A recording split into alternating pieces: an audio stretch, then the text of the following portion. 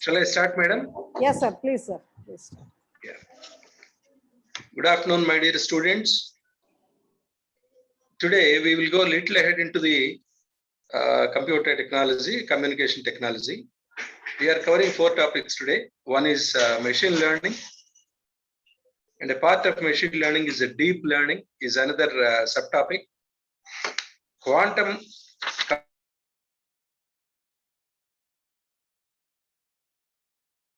and then supercomputers. These are, each one is a small one, but no, you need to know about these little things also. Anyway, we are not going to the technical details of it. Basically, you should know what is happening in these areas, particularly in current affairs point of view. Right. Machine learning. Machine learning is nothing but a human being training a machine to learn things. What a human being does, if a machine does, and a machine helps human being to reduce his workload, certain of the things which a machine can efficiently work as a human being, then no, part of his time can be saved, part of the ordinary duties no can go on without the intervention of a human being. Right. That is called machine learning. In simple terms, you will understand, if a human being is training a machine, which human being is doing in a routine manner, that is machine learning. Well, what are the examples for this? Suppose you are interested in songs. There will be many types of songs. Some will be very smooth, effective, and relaxing. Some are they go with the racy pace. Likewise, many attributes are there in tempo, in gender of the voice, as well as the effect it creates on a human brain. Suppose you like a song which is slow and which is relaxing. Probably somebody likes a song which is a racy number. A set of songs are given to the computer, and then a new set of songs are fed to the computer, and you ask the computer as to what songs are liked by you. Then if a computer is segregating what songs can be liked by you, what songs probably you may not understand, you may not like, if such kind of a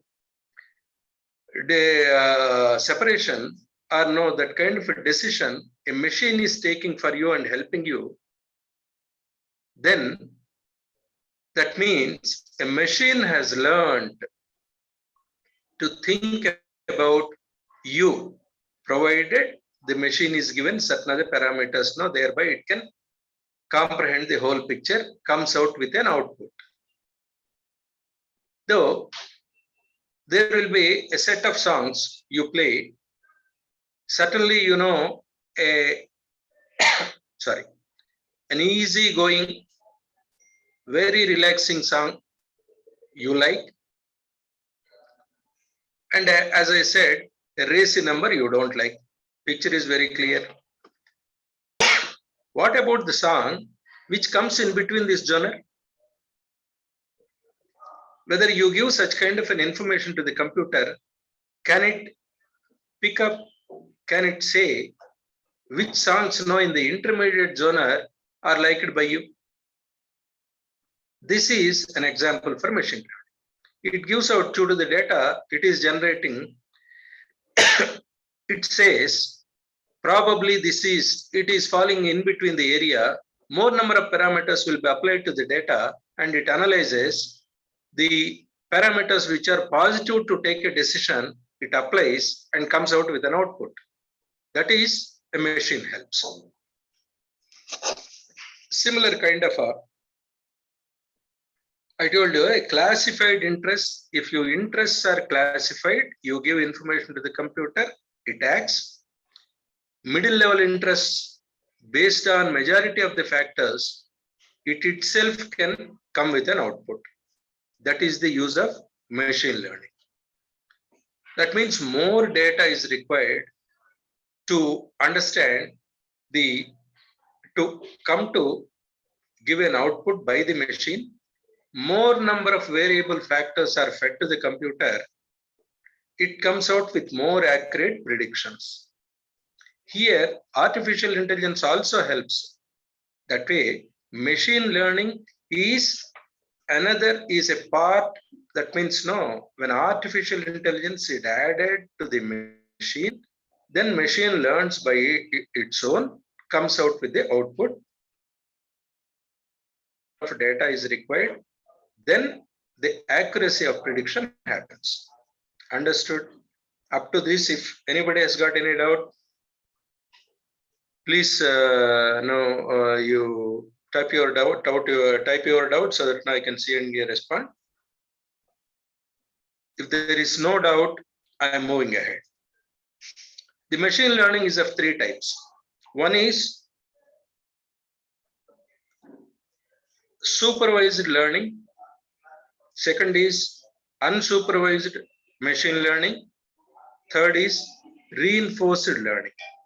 Supervised learning is, I will give you an example. It works on certain parameters.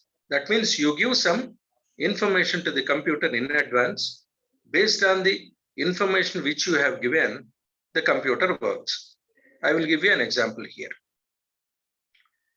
You throw a mixed bag of coins at the computer.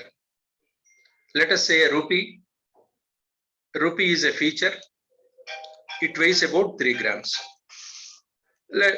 Then there will be a dirham, again a currency. It weighs about the coin weighs about 4 grams. Some other coin weighs about 6 grams. The value of rupee is 1, dirham is 4, and then some other currency is 6. That means two parameters I am giving it to the computer. One is I am not giving the shape of the coin. You clearly understand. I am giving a value of the coin, at the same time how much weight it weighs. Then you throw a mixed bag of coins, automatically computer speaks out, it separates based on two parameters. Weight is the major parameter, almost value you have fed, it calculates based on the weight, it segregates groups, and then it multiplies with value with the number of coins, and then comes out with the total value of the currency in terms of some currency. This is function of a human being. You see, you are ascribing this particular function to a machine. This, you have fed two parameters into the computer, then you have given, that is called, parameter is called a label. Computer, machine functions with the help of labels, that means features fed in advance, that is called supervised learning. The next is unsupervised learning. In the unsupervised learning, what happens? Let's say you only feed data. Automatically based on some empirical parameter, it segregates groups. Let us say there are a bunch of cricketers. You feed their name, score, and then the wickets they have taken. If this information is observed by the computer, it comes out with the statement that a group of bowlers it segregates, a group of batsmen it segregates. You have not given, I am reminding you, you have not given any help to the computer stating that what is the criteria to identify a person as a bowler or a batsman. Computer segregates two groups of people without taking the help of labels. This is called unsupervised learning. There is no human supervision. You are only feeding the data. Based on the data, it is coming out now with some kind of an inferences. They may be general inferences, but they are inferences. That is unsupervised learning. The third one is reinforced learning. Here you see, reinforced learning is a reward-based learning.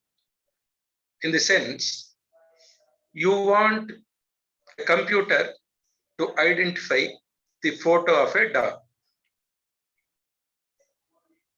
You show photo of a dog. You have not given features of the dog. You have shown a photo of a dog to the computer. It will not identify, certainly, because no help had come to the computer.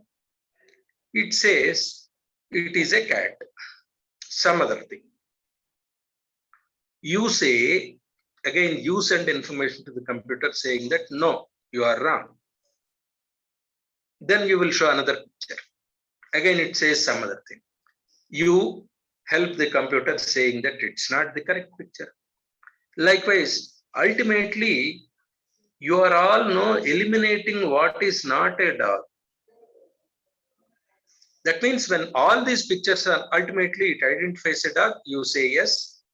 That means it remembers in the memory, it shows, yes, this is a dog.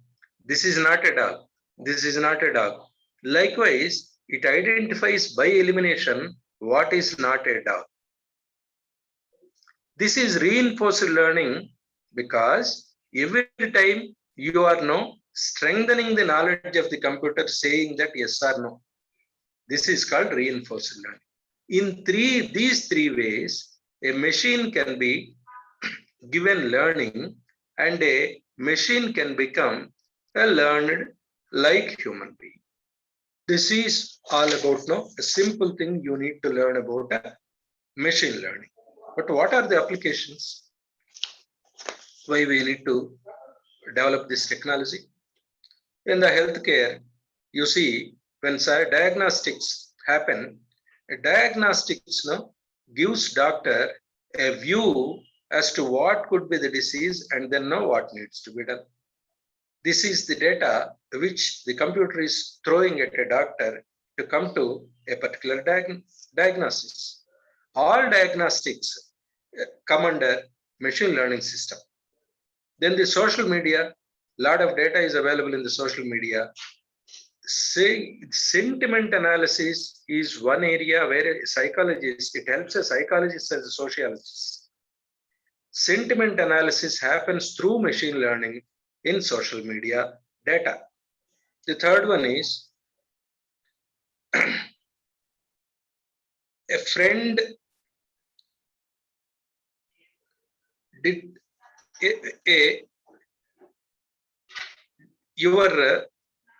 what is your interest detection, your interest choice in e-commerce based on your constant searching for a particular thing. You search for a thing, you require certain qualities. Then you see many times you will fetch for similar things of many brands. Ultimately, indirectly, the machine learns that you are interested in a particular watch. You are seeing Rado, Rolex, and then Tissot, or whatever it is. Such kind of a good brands only you are interested. Suggestion goes to machine learning, and it throws a suggestion. Next, when you open the computer, going to the research section, automatically it throws you only such kind of a quality watches which you generally are interested in. That is again machine learning outcome. Then in cabs, you see, you book a cab. When you book the cab, just 10 minutes before when you book a cab, it will be, let's say 300, it is showing 300. After another 10 minutes when you book it, it will be 450. Under that, they say surge fares, surge pricing. That means pricing was hiked. Nobody has given instruction. The machine has taken a decision, come to a conclusion. Yes, there is a lot of traffic in the area where he wants to go, and minimum number of cabs are available. Lot many cabs are not available, and there is a real time. There is a traffic is in that area. Likewise, it collates various factors related to that area, and all these features will be read in real time. Now it's not that now after 15 minutes it sends data. No. Right now, in this second, what is happening? Computer needs that data, quickly analyzes, and then no, it automatically increases the fare of the cab. That's called surge fare. This is all happening through machine learning. These are all applications. These are certain other applications in our general life, regular life. So machine learning is making the predictions based on various things. So if machine is trained to come out with suggestions for human being, for the help of the human beings, then no, it is being applied in regular usual life. Then there is another feature called deep learning. Deep learning is nothing but a subset of machine learning, and combined with artificial intelligence is deep learning. It is now machine learning is through machines, and then no, it all know through processors it is happening. Deep learning is based on human brain. In human brain, there will be lakhs and crores of neurons. Neurons is small points where no, the information get transmitted. Here in this machine, in this deep learning, the data will go in different layers of the neurons.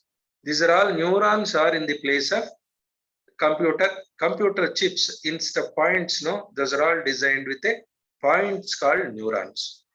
These are all transmitting points.